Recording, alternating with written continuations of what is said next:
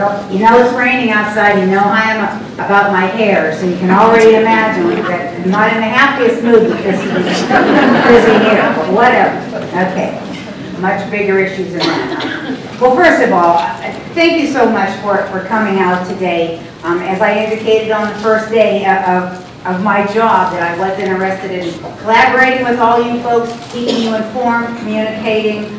So this will be the first of many sessions where we get together and discuss. This university has a lot of topics and challenges which we need to talk about, and we need to do that together. Please know I'm putting myself out there before you today, right here. I'm doing it because I consider you to be my colleagues and friends, and I hope that you consider me to be your colleague and friends. And so our conversation is between and among colleagues and friends. Yesterday I had a wonderful conversation, or Q&A, with the students, and they brought up some great ideas, they brought up some concerns, which oddly enough we really didn't realize that these were the things that were on their minds. So we took lots of notes, we did a lot of listening, set up some meetings so that we can begin working with them to enhance some of the services and some of the ideas that they brought forth yesterday. It was wonderful. Today, folks, I don't intend to lecture, not my style. I've made myself some notes because I don't want to forget to say some things. I do have some comments and some information that I want to share with you before we begin the question session. I'm hopeful that this conversation is going to span many topics. I will be bringing up 3 of those topics so that we can get off into the questions. But again, I think that there are many things of which we need to discuss. So before I take any questions, let me address right up front an issue that I know is on all of your minds, as it has been on mine, and that is Senate Bill 5. So we're going to talk about Senate Bill 5. As all of you know, and I'm sitting here, this could not have been staged any better. My dear friend, colleague, faculty member, Stan Gazelle is sitting right here in front of me. As all of you know, I have been involved in collective bargaining on this campus for over 3 decades, 32 years. And before that, Westerville South High School for 6 years. So I've been on both sides of the table. I have been a member of the faculty union, and I have also been an administrator. I have had the benefit of seeing firsthand and experiencing firsthand how good faith collective bargaining can work. And we have had great successes on this university campus in terms of collective bargaining. We are, in fact, in the midst of good faith collective bargaining currently with our faculty union, and quite shortly we will be in the throes of good faith collective bargaining with our ACE union. So I can say with a fair amount of certainty that I truly respect my colleagues. I have a wonderful working relationship and respectful relationship with Julia Gergitz, with Brian Brennan, with Randy Williams, with Michael Blahnik, the leaders of our unions on this campus. So I will let my actions over so many years speak for themselves. That being said, the administration of YSU does continue to both monitor and study the progress of Senate Bill 5. I don't think I'm exaggerating when I say it seems that that bill evolves on a daily basis. Something changes, and we do understand and truly do sympathize with the challenges that this bill can cause public employees, not only on this campus, but across the state as well. At the same time, we feel that it's important and prudent that this administration remain neutral on this proposed legislation. I know that some of you disagree with that. It is a difficult and a complex issue. I ask for your patience, I ask for your understanding. And I know, and I do know, and I'm looking at some of these folks right here in the audience today because many of you have told me that you do understand what I'm saying and what I am asking. So again, I ask you to remember my history of collective bargaining on this university campus. As for the language that was inserted into the bill that addresses faculty members in the Academic Senate, I will tell you that I was just as surprised by that addition as I'm assuming you were. And I too am very concerned about that language, its ramifications. There are some other presidents who share my concerns, and please know that I have expressed that concern and will continue to do so in the days, weeks, months ahead, whatever. And we once again, I told this to Julia on the phone last week, do respect the work of the faculty and staff on this campus, the work that you do each and every day. We acknowledge and we value the individuals on this campus, and I hope with all my heart that I've been able to show that to you folks. Finally, I do want to reassure everyone here today and across this campus that regardless of the outcome of Senate Bill 5, our main focus here will be to maintain a productive and a respectful working environment that allows us to continue to work together, that allows us to continue to offer the quality education and service to those students who entrust their futures to us. And that's very important for all of us. This isn't in my notes, folks, but with all due respect, many of you in this audience have known me for over 30 years. Some of you not quite so long. You know what I'm about, you know what I'm made of, you know what is in my heart. And that did not change on July the 1st of 2010. That doesn't change. So I am asking for your trust. I am hoping with all my heart and soul that I have earned your trust. So as always, I have to say again, I appreciate the hard work and the dedication that each of you provide this institution and to our students. You know I mean that. You know that that's coming from my heart. In terms of Senate Bill 5, that's what I can share with you today. We will make it through Senate Bill 5, and we will make it through together. As a university, we have many other challenges and topics of which we need to discuss as well. One of those topics is the fact that we're going to be losing 103 of our family members plus 29 faculty members to basically an early retirement incentive program and to an incentive program.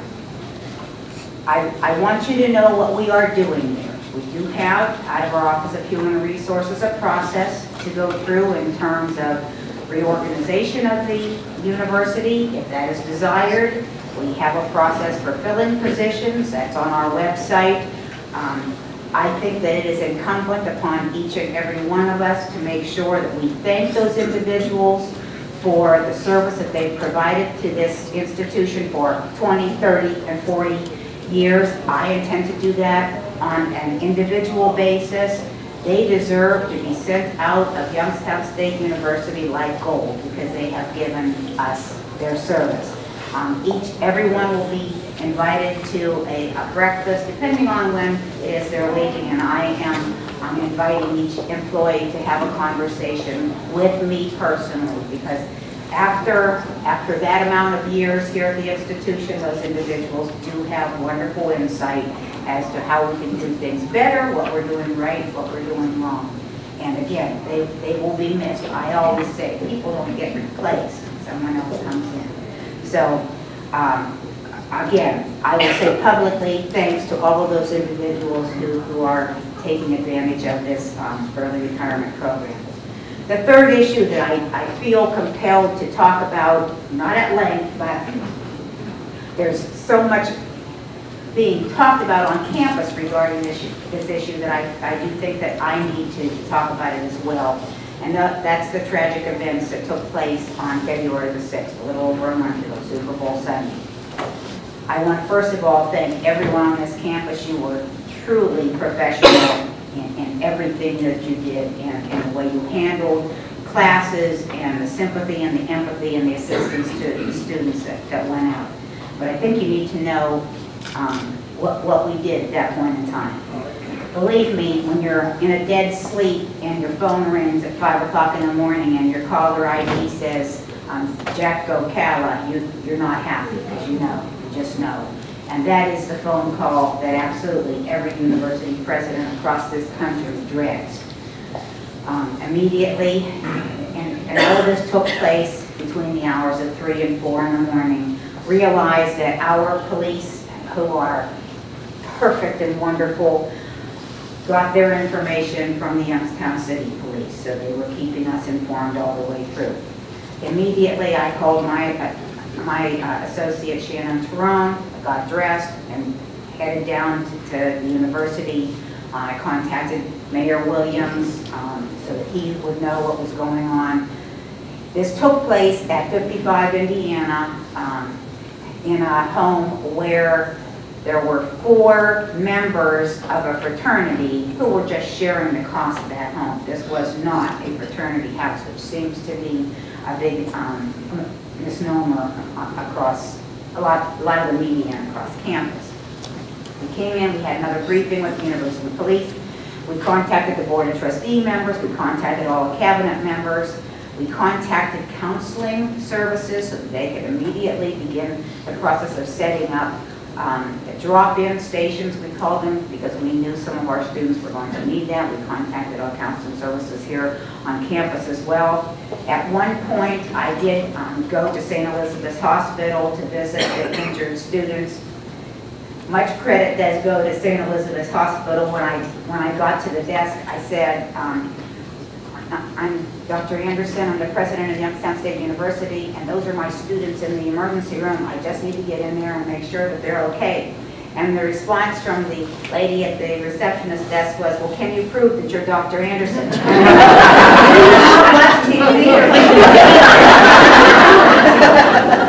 So after that, I was finally able to fumble around enough that I found a business card in my purse and got in. And I think you all need to know this. The students had, for the most part, been hit down low in the feet. Most of the students that I visited, not all of them, had been shot in the feet. That's because the shooters, if you knew 55 Indiana and the area where they were down low. And so when they shot into the house with an automatic weapon to hit people's feet, if they had been able to get up one step, the story would have been much, much worse. It would have been more of a tragedy than any of us ever could have imagined. So having said that, I finally did get in to visit everyone and ensure them that we were thinking of them, we'll take care of them, so on and so forth. Stopped at the counseling center on the way back. Everything was set up. The counseling center got a lot of students coming in. We ultimately set up counseling services here in Kilcawley Center. They got business as well. Visited the fraternity members who were at their graduate advisor's home. That's where they stayed. At one point early on in the day, the governor did contact us. He said, would you like me to come up there right now? I thought that would be a wasted visit for him. I don't know what we would have done at that point in time. We ultimately did call him back later and invite him up for the following day. As you well know, we held a press conference at about 2 o'clock in the afternoon with as much information as we had. Again, constantly stayed in touch with the police. It was Jamal Johnson, his family had designated an individual to serve as the liaison. And so my associate Shannon Tyrone worked with the family. We ultimately did decide, it was their request, that they have a funeral on campus. If any of you were here, there were about 2,000 individuals in the Bagley Center. And I think we did what was right. I do believe that we did what was right on behalf of that young man and on behalf of the family. A lot of work goes into that. Again, we are continuing to work. We're continuing to work with the students, with the Greek system. We've had some meetings actually down in Columbus, talking with folks down there who have offered their assistance.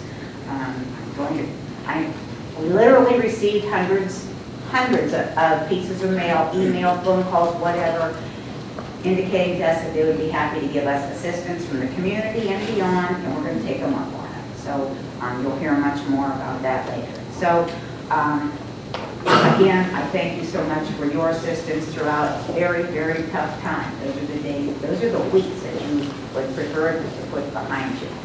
So having said all of that, again, I thank you for being here. And Ron will open the... If there's any questions, you can come right here and speak in the microphone. Really? Wow. I guess we're going to get out of here by 1. It's going to be like the faculty senate. No questions? I can just continue to talk if y'all want me to. I mean, that's not a problem. President Anderson, you did address SB 5 and the very unfortunate language that was inserted at the last minute. Am I to infer that President Johnson's statement came from his own initiative? All I can tell you, Stan, is what the conversation that I had. And I made sure that my concerns, and I'm sure that they're the same concerns as you have, were communicated. And I have witnesses to that as well, because we were in a car and these poor people had to listen to the entire conversation. Yes.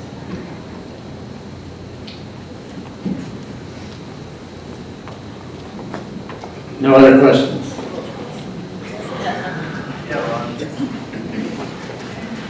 Your name is Savage, Physics and Astronomy. I know this might sound like a silly question, but is it incumbent upon us to follow the law and not have collective bargaining, or can we still do that? Let's ask our attorney. Well, as Dr. Anderson said, the law is in flux. It is, we are not. The law is changing. Senate Bill 5, as it originally was put forward, underwent massive changes in the amendments. It's now in the House. And we are doing research to find out what our position is, where it's going to end up, and we're just not there yet. And so I think that's a possibility. I think it's definitely a possibility. But until it really gets to the end of the legislative process, we really won't have those kinds of answers.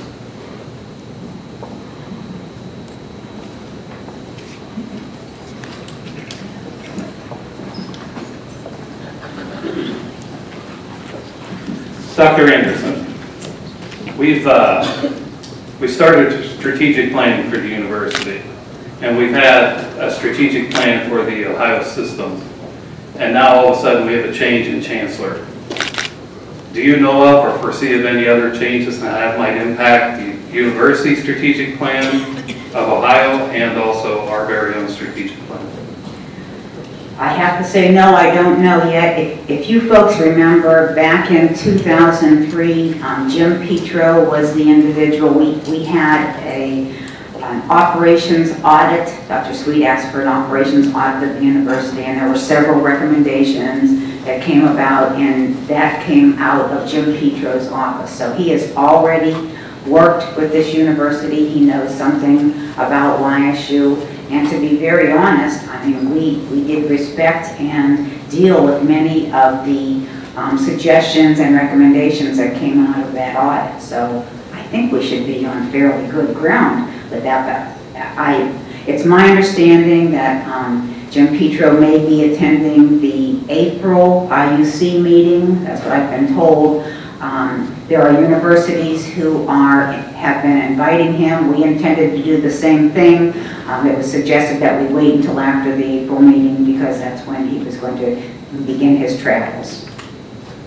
So I don't know how it will impact our strategic plan.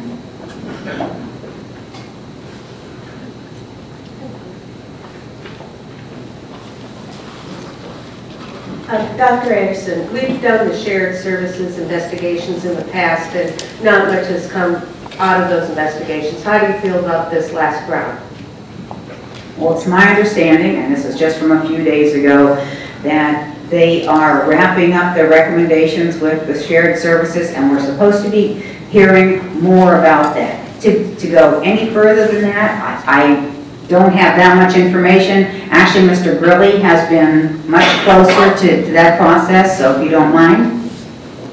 We had a meeting just recently with the group from, they're doing the Accenture and the Hackett group. It was a preliminary meeting in which we went over some of the basic materials for only 2 of the categories. I can't really say right now until we get the final report exactly what that's going to mean in terms of the university. If we do move forward with it, I think there's a time frame attached to it that's rather significant. I don't see that anything that would be done with shared services could occur in a short frame. There's a lot of groundwork that has to be done at all the universities, and conceivably it could be a 10-year period before we actually see really some effective work done with shared services.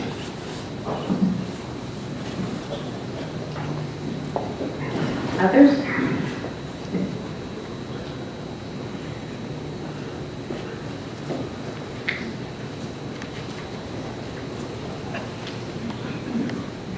Hello, Dr. Anderson. I would just like to ask if you would be willing or able to share with all of us who work with students on a regular basis what some of their concerns and comments were yesterday. Absolutely. You know what their number one concern is? We spent a whole lot of time on this, and this was really interesting. Smoking on campus. We spent about 25 minutes on smoking on campus, and you know those wonderful students. They brought to us the law. They had it all delineated exactly what they believed about it. They had some recommendations, and it's my understanding from the end of that conversation is that student government was going to come up. They were in the process of putting together a resolution which they were then going to present to me. Their contention, and they were actually very intelligent about all of this, is they were trying to look at the rights of both the smokers and the non-smokers. Their concern was that the designated smoking areas on campus are not necessarily that well publicized. They're also not covered, so that if it's raining outside, someone's not going to walk over to those designated areas. So I got the feeling that what they're going to come forward with is more designated smoking areas, more covered designated smoking areas, and much more signage and publicity. Again, they were really intelligent about it. It wasn't like what they're demanding this or they were outrageous about something else. It was very, very methodical and feeling on both sides, like I say, for the smokers and for the non-smokers, and came forth with their good argument. That was 25 minutes. Let me see, what else? They had some questions about, there were some academic programs, and they were not at all criticisms. They wanted to know if we were considering adding more faculty members here, if we were considering doing something else. They were interested in being able to travel to conferences, and they were concerned with not being able to continue to participate in like student government conferences and some of the other places that they travel. And student government indicated that they had given money to 43 student organizations so that students could do certain projects and do certain traveling. And was that going to end? And you know, some of the things that students oftentimes just get a little bit nervous about, and we assured them that that is part of the student experience and that we were interested in continuing to assist them with that. They were also, and this was another great conversation, they were also very interested in a first-year student experience, and they had done a lot of background work on that as well. I had indicated to them, and you guys will appreciate this, but you know, 1979 when I got here, I was on a committee that talked about the first-year student experience and how many years later. So we laughed about that. They had some great suggestions, and again, it's my understanding that they were going to bring forth a proposal. They talked about doing an online experience versus an in-class experience, so that would be very interesting for them to come forward with. Also, the presidential mentors actually take a look at some of these issues as well, and they jump into the conversation. Actually, one of the students I just saw him, Gary, no? Okay, yeah, it is here, and he had wonderful help for us in in yesterday's session. It was very helpful. But again, you know, the smoking, I had tried to figure out exactly what might be on the minds of some students, and I missed that one entirely. Another concern was our alert system, and some students had indicated, it was only a couple, I must admit, but that concerns me too, that they had not gotten the YSU alerts. And so what we determined was that we were going to ask the jam bar the next time, I mean, think about it. If the alert test doesn't come through to you, you're not going to know that you missed it. So the next time one of the YSU alert tests does come through, we're going to make sure that the jam bar publishes that, okay, on such and such a day at such and such a time, you should get the YSU alert. I know that it was tested and I know it worked because I was sitting in the College of Business last Sunday at a Beta Gamma Sigma induction and the alert system went off. So I know that it worked, but again, if you're a student who didn't get the message, you're not going to know that you missed the message because you didn't get it. So again, we've got to do some work there. If they're not getting it, it has something to do with their email, and we need to get with technology folks and get that fixed. Because I do think that it works fairly well. I'm glad we purchased it. Anything else?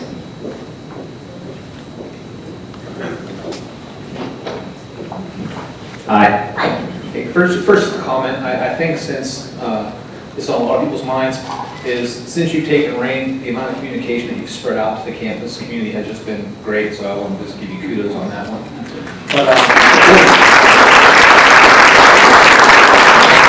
the question I had is, you know, we had our budget reduction and departments across campus did very well, I would say, in meeting that budget reduction, but is there something in the future that we're going to have even another budget reduction across campus? Is that they're talking about, is that in the works? And you know, do we have to be alarmed about it? Well, let's not use that word alarm. An ugly word. I mean, we're waiting for March the 15th to come around. It's my understanding that that's when we're going to hear about the state budget. We have been preparing for the budget. As you folks all know, we had put out a call for suggestions for not only budget reductions, but budget enhancements as well. I think Neil McNally told me that we got somewhere in the neighborhood of 130 suggestions, and I would absolutely encourage you to continue to send forward your suggestions, whatever they may be. We have a very small committee that's taking a look at, well, does this one make any sense? Does this save money? How much money does it save? So on and so forth. So in terms of budget reductions and enhancements, we do have that underway. I think that there will be some budget cuts. Again, I'm going to be coming back to all of you because I promised you early on that we'd get through this together, and we will get through this together. To reduce a budget and do an across-the-board slash, all you do there is you hurt your great programs, you hurt your less populated programs. That doesn't make a lot of sense to me anymore, and I don't know how many more times this campus can sustain an across-the-board percentage slash. So we're going to be taking a look at some other ways to reduce the budget. Actually, folks came up with some pretty decent suggestions on revenue enhancement in terms of coursework that we can be increasing, smaller things that we can do to enhance the budget. So again, I think, now I don't know if it's up, Neil, was it up on, there's Neil here. Oops, yeah, I'm sorry, Neil. We have that on a website so that everybody knows exactly the suggestions that were made. And again, I would encourage you to go to that website. It's anonymous, and you can give your suggestions and your comments accordingly. Is it up and running? Yeah. Okay. And the website address is? If you go to the budget planning website, you'll be able to find the portal and you can submit suggestions anonymously, or you can put your name if you'd like to. Again, I encourage you to do that. Now, you know, some of the suggestions were, well, you got to get rid of so-and-so. Now, we can't help with some of the suggestions were good suggestions, and they're all listed there. We put all of the suggestions up. So, Other questions? Well, I'm a former reporter, so I always have questions, so I'm going to go ahead and ask one. What's up with the Watt Center? Okay. What's up with it? The inside of the Watt Center is larger than the Ohio State University athletic training facility. Did you know that? You stand in there, you can hear your own echo. But it's my understanding that it will be completed sometime in June. Where is Mr. Strollo? He was going to be here. Elaine is here for a question. Elaine? Okay. Would you like to take this one, Elaine? Following up on Dr. Anderson's comments, June will be the time frame when it should be concluded. Apparently there were some delays in the fall, and even John Heisman might even be a better person to answer, but they had to make some kind of asphalt or something by a certain date for the winter. And if they weren't able to get it done by, I think, December 15th, it was going to delay it to be able to create that product till later in the spring when the weather conditions improved. So we didn't make that deadline, which then, just because of weather, delayed it back. So, you know, the target to get it done initially was to allow us to be able to utilize it this winter. So at this point, you know, it's obviously an indoor facility. The springs won't be affected because you really wouldn't necessarily, sport teams and stuff, use it that much. So now it's just a matter of letting them finish up where it's at. So if John wants to add into that, obviously I'd open it to him. John, you want to add anything? She's pretty well covered. She's covered, okay. Anything else?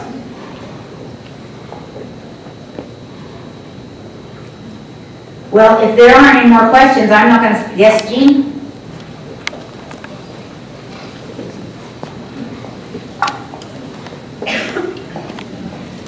Given what we're looking at in terms of budget and all the other issues that surround us, is anything being addressed in an organized fashion for sustainability issues at the university? In other words, across the board, looking at energy use in a very aggressive way?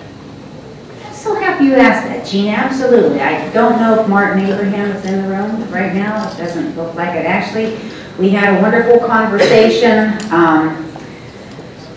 with some colleagues of mine, and I think we need to have a formal sustainability plan put in place for this university. And Martin happened to be at, should I call it the right place at the right time or the wrong place at the right time or whatever, but I've asked that if I put together a charge for such a committee, if he would be interested in pulling together some folks. So we will be putting together a formal campus plan for sustainability. There is a student conference coming up.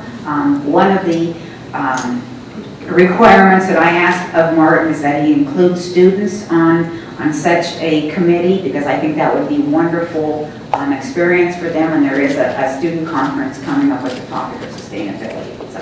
I just think if I could add to that, that what needs to happen is there needs to be some, what shall I say, some action. I mean, some word from the top. This is the way things need to be. Instead of, we've been talking about this on the sustainability committee that's been meeting for 2 years with Dr. Abraham. And we talk, but nothing becomes policy. So I guess what I'm asking is, will this committee then be empowered to either make policy or recommend policy? Recommend policy, that's what I have asked, yes. And I don't know, I know the committee has been working for a couple of years, but I haven't seen anything, you know, formal. It didn't have the imprimatur of the administration. Okay.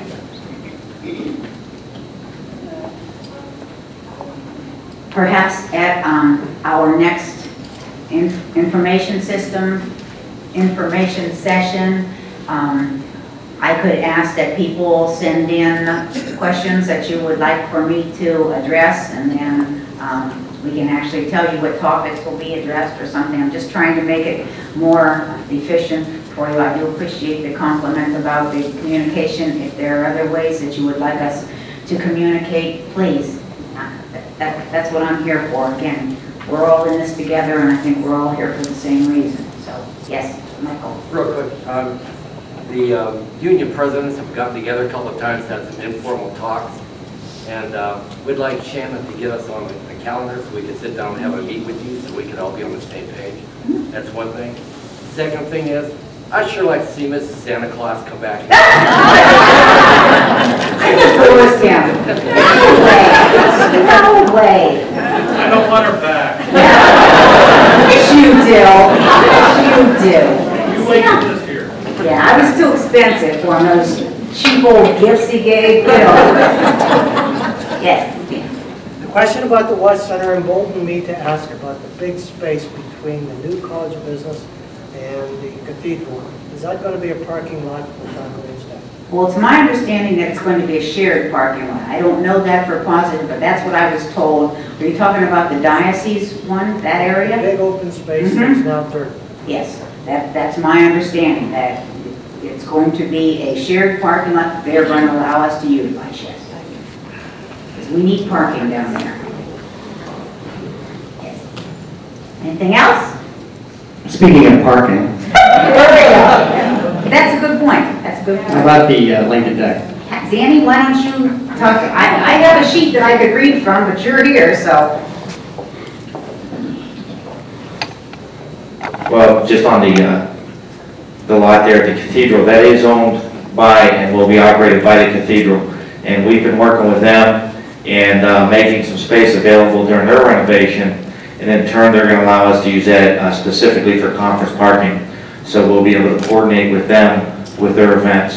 So that's going to be a big bonus to us when we get that. The M2 renovation, where we have the plans in place, and actually our pre-bid is next week. It's going to take place, it will begin on April 18th. It'll be 1 month into this semester. Now, we based everything on being open at full service for fall semester. That's almost 1,300 spaces. And everyone, I think, here understands fall semester is our most trying time on campus for parking. So everything was based on that. This will be the first phase of the project and will be primarily structural. And by the time we come back in fall, our structural concerns should be alleviated completely. With parking surfaces, deck surfaces, including the M1, that's an ongoing process from that point regardless, whether it's a brand new deck or a deck that's being refurbished such as ours. The second phase will deal with a lot of things that will be seen more as cosmetic, but they're very important to the project.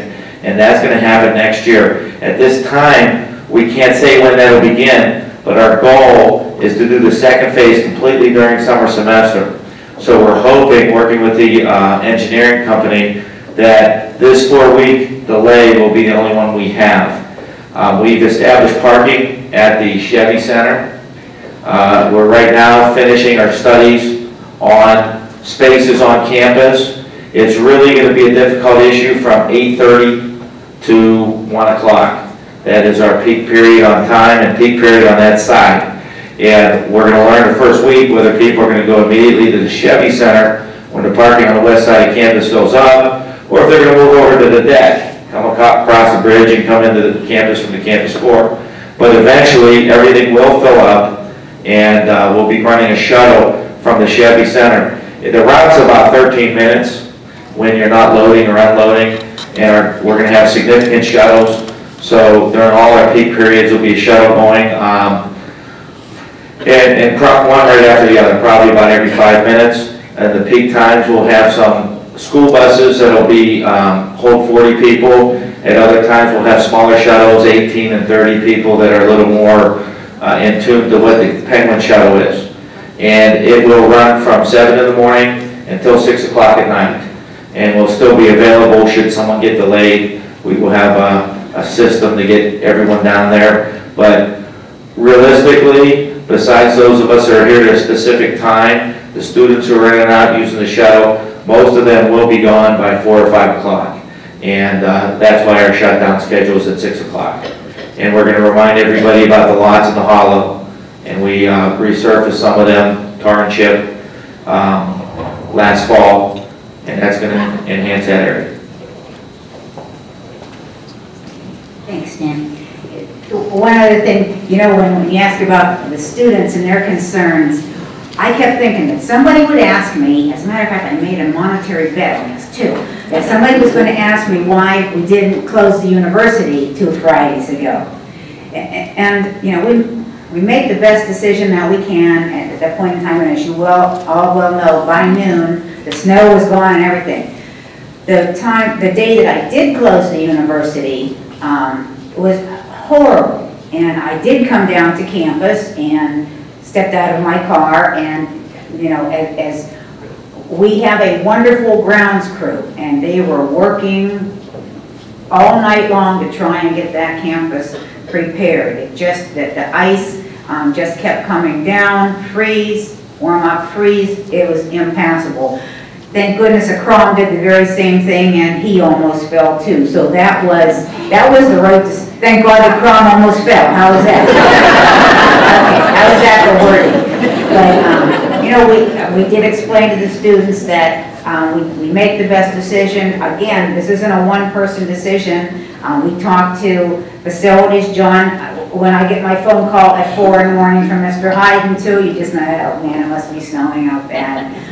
We talk to the police, we talk to the weather bureau, we take a look at the grounds crew and what their recommendation is, so we do the very best we can. That's not an easy call, but I will say this, that I get just as many complaints when I close the university as when it stays open, because then I hear that we paid, and they have the exact figure on their tuition, down to the penny, and that university ought to be open, so.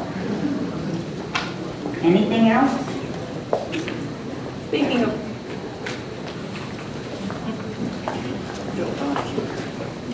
I just wanted to mention something else about parking. I know in the winter when the deck was closed, the disability services parking spaces were a real problem. Are those going to be addressed? Because that's a lot of disability parking that we lost. We will have in the lot across the street, we will have an additional, and we did in the winter, we created additional disability parking. We also, in some specific cases, for some folks that had very significant disabilities, we allowed some parking on Arlington as it comes into the deck, the entrance to the deck. That, unfortunately, during this, our period of shutting down the deck, we won't be allowed to park there because that'll be part of the construction site from a safety concern. So we will be addressing that, and we're also looking at an area that will have restricted disability parking in a smaller shuttle that will go from that over to campus. But the primary area we're looking right now is the same we used in the winter, which would be the southeast corner of the M24 lot, which puts you directly across the street. That's the closest area to Barlow and Cushwa that we'll have available. And we're looking at a shuttle that will run from there as well. But we will not be able to park it all on Arlington for safety reasons during the construction. Thank you. Hello. Hello. I was just wondering if you could address the student success plan and what changes may be coming to ensure our student success, particularly in terms of advising. Mr. Fahey? The Student Success Cornerstone, as most of you know, the entire strategic plan will likely be passed by the trustees next Friday. A number of people are on the Student Success Plan. There is a specific initiative that talks about aligning systems of advising. The form that takes exactly, I can't give you specifics about that yet. A group of people will sit down and begin to figure out how exactly that works, and we'll be shortly looking for people to want to get involved in that process. So it needs to be something that we determine collaboratively, not have a me determine it. Need to include the implementers. We will do that.